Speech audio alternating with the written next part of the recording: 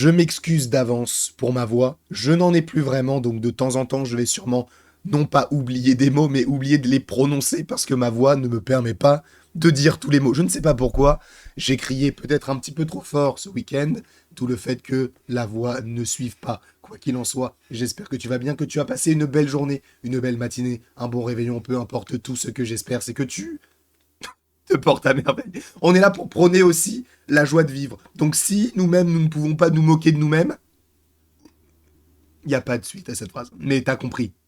Profitons, écoutons, passons un bon moment ensemble. Donc, nous allons parler aujourd'hui de l'épisode numéro 7 de The Last of Us, une série que j'affectionne tout particulièrement. Un épisode possiblement pour certains en deçà des autres. Alors, peut-être en rapport avec la réalisation qui n'a pas forcément sorti son épingle du jeu dans cet épisode-là, mais qui reste efficace. Donc pour moi, ça ne pose aucun problème. Là, on est plus sur un épisode filler, mais un épisode filler de qualité. Bon nombre de séries aujourd'hui proposent des épisodes filler parce qu'ils ne savent pas quoi raconter. Là, c'est un épisode filler qui sait où il veut nous emmener. On sait ce qu'il va se passer puisqu'on connaît déjà la finalité de certaines choses. Mais ce qui est très intéressant dans cet épisode-là, c'est qu'on en apprend un petit peu plus sur le passé, donc d'Ellie, puisque c'est entre guillemets quasiment à 100% un épisode flashback, donc qui se passe avant le fait que on ait Ellie et Joël qui se rencontrent pour la première fois.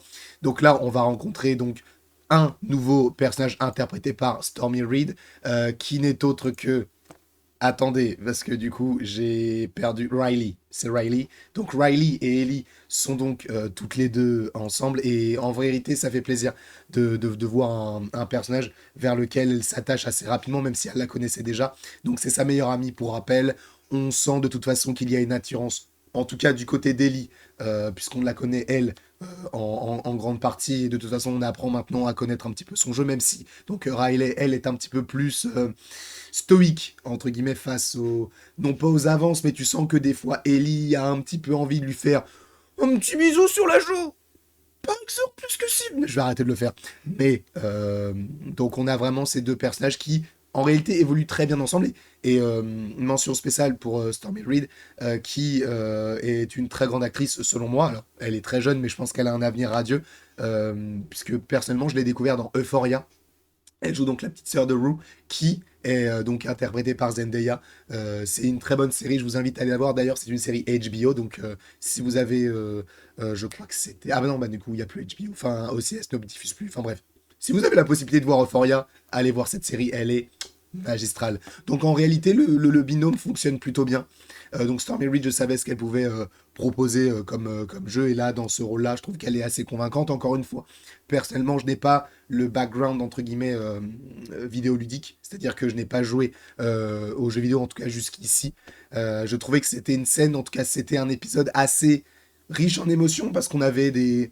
On a vraiment la psyché, entre guillemets, des adolescents, mais qui évoluent dans un monde post-apocalyptique. Alors non pas que je connaisse cette sensation, mais en tout cas la psyché des adolescents, oui, puisque j'en ai été un, en espérant que je ne le sois plus. Normalement non, mais en tout cas, peut-être à l'intérieur, je ne suis pas assez mature. Mais c'était assez intéressant de voir notamment eh bien, l'amour qui peut se dégager des deux personnages, tout comme la haine qui peut arriver très rapidement avec des mini-trahisons, entre guillemets, parce que pour rappel, donc le personnage donc, de Riley, elle, est un personnage qui appartient maintenant au groupe des Lucioles face à la Fedra à laquelle appartient en tout cas à ce moment-là le personnage d'Ellie. Donc il y a déjà un conflit qui s'installe entre les deux, sachant que les deux étaient très proches puisqu'elles étaient meilleures amies. Et évidemment, après, boum, le petit bisou qui fait plaisir et la petite main qui est prise. Je trouvais que c'était un épisode assez, enfin, en tout cas, riche en émotions. Parce que on a donc les deux personnages qui vont se faire mordre. Nous le savons qu'Ellie est toujours en vie puisqu'elle a quelque chose dans son sang. Elle est immunisée par rapport aux différentes morsures. On le sait depuis le début de la série. Là où le personnage de Riley, elle, n'a pas cette chance-là. De toute façon, on le sait puisque on ne la revoit pas par la suite dans la série. Et c'est assez intéressant, justement, de voir l'évolution du personnage d'Ellie. Parce que selon moi, c'est pour l'instant la meilleure évolution de la série. Alors on peut parler de Joel et tout, mais pour l'instant, Ellie, elle montre une maturité qui est folle. Alors oui, elle vit dans un monde qui oblige à être mature très rapidement. Mais le fait est que elle s'est fait mordre. Il y a eu tout un comment peut-on dire ça? Il y a tout un symbole derrière cette morsure, puisque ça a un lien avec sa vie passée, qui n'est pas si passée que ça, mais qui lui rappelle évidemment une vie sentimentale, une vie amicale et des personnes qui lui sont chères. Et justement, on revient à cet épisode 5 avec donc Sam et le petit bonhomme, je ne sais plus comment il s'appelle, mais en tout cas, vous savez, les deux personnes qui les suivent. Et justement, pour rassurer le petit garçon, Ellie lui montre sa morsure en disant t'inquiète pas, moi je me suis déjà fait mordre, je peux te guérir. Et là, je trouve qu'il y a une certaine maturité justement entre les deux scènes, parce que les deux scènes ne sont pas tant espacées dans le temps, mais je trouve qu'il y a vraiment une évolution du personnage dans le sens où oui, c'est rempli de symboles, mais elle va faire en sorte de montrer à ce personnage, bah oui, je me suis fait mordre, oui, il y a une symbolique derrière, mais ne t'inquiète pas, je peux te guérir, je peux faire en sorte que tout aille bien. Et il y a à la fois cette maturité qui est immense, mais aussi ce côté enfantin, puisqu'elle a grandi de manière assez étrange par rapport à nous, tu vois. Nous, on vit pas dans un monde où il y a des zombies. C'est normal. Enfin, en tout cas, c'est normal. Je l'espère, en tout cas, pour l'instant, que ce soit normal. Mais je trouve que l'évolution d'Ellie est très, très intéressante dans cet épisode-là. Par ailleurs, je voulais vite fait revenir sur un petit élément que je n'avais pas notifié du tout, parce que j'étais vraiment pris dans l'histoire. Mais il y a quelqu'un qui a remarqué une petite faute de la part de la réalisation, de la part du montage, c'est à ce niveau-là. D'accord. Au moment où Ellie et Riley descendent donc l'escalator, même ça en vrai c'est assez, je trouve que c'est bien construit parce que il y a beaucoup de choses qu'elle ne connaît pas, qui pour nous semblent totalement logiques, mais étant donné que eux leur vie entre guillemets s'est arrêtée en 2003, en tout cas dans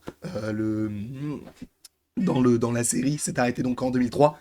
Il n'y a pas eu cette évolution de se dire ah bah oui on a des escalators, c'est normal pour nous, on en prend pour aller dans le métro. Elle découvre ça parce qu'elle n'a connu que la Fedra, donc c'est assez intéressant de découvrir ça de ce point de vue-là. Mais en fait la petite faute d'inattention de la part des monteurs, et ça je dois dire que je l'ai trouvé sur Twitter, c'est tout simplement qu'à gauche ils ont oublié d'enlever une caméra qui était posée juste là, qui justement servait à faire un autre plan qui suit par la suite.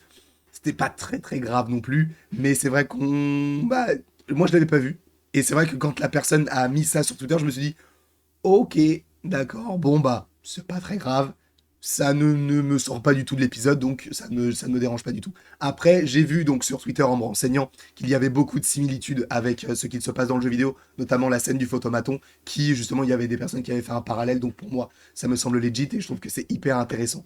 Donc en vérité, cet épisode est un épisode filler, donc un épisode qui va permettre d'aller d'un point A à un point B, donc de rajouter quelques péripéties qui ne sont pas forcément hyper utiles pour la suite de la série, mais pour le coup là, il y a réellement une envie de montrer quelque chose, l'envie de montrer que oui, Ellie a été en couple, oui, Ellie avait des amis, oui, Ellie était amicale avec certaines personnes tout en restant la personne qu'elle est, et ça l'a fait évoluer jusqu'ici. Donc ça, j'ai beaucoup aimé, et le fait justement qu'elle n'ait pas réussi à sauver Riley, qu'elle essaye de sauver Joël, puisque Joël, on ne va pas se le cacher, la seule chose qu'il dit dans l'épisode, c'est voilà, donc bon, c'est pas l'épisode de Joël, c'est l'épisode d'Ellie, c'est très intéressant. Normalement, si je ne dis pas de bêtises, il nous en reste 2, parce que je crois qu'il y a 9 épisodes, donc ça va être hyper intéressant de découvrir ceci tous ensemble, et j'ai vraiment hâte de vivre tout cela avec vous. Quoi qu'il en soit, je vous remercie grandement d'avoir regardé cette vidéo, n'hésitez surtout pas à l'aimer, à la partager, à la commenter et à vous abonner. Cela me ferait bien évidemment extrêmement plaisir. Bien sûr, je m'excuse de ma voix, elle commence à revenir, mais c'est pas totalement ça, donc je vous de m'excuser concernant cette voix-là. Je vais essayer de faire en sorte de pas trop l'utiliser pour revenir un petit peu plus en force. C'est faux, je vais vous faire plein de vidéos. Est-ce que c'est bon pour vous? Même ça, j'arrive plus à le faire. Même si je n'ai jamais réussi à le faire. Je vous fais du coup plein de bisous et il ne me reste plus qu'à vous dire à la prochaine pour la prochaine. Et donc, sachez qu'aujourd'hui, il y aura donc la vidéo The Last of Us. Je vais normalement vous proposer au moins un short en lien avec Marvel et je pense aussi vous proposer peut-être une vidéo Marvel. J'ai des idées, j'en ai beaucoup. On va vous les proposer. On va comme si on était plusieurs dans la tête, ce qui est le cas.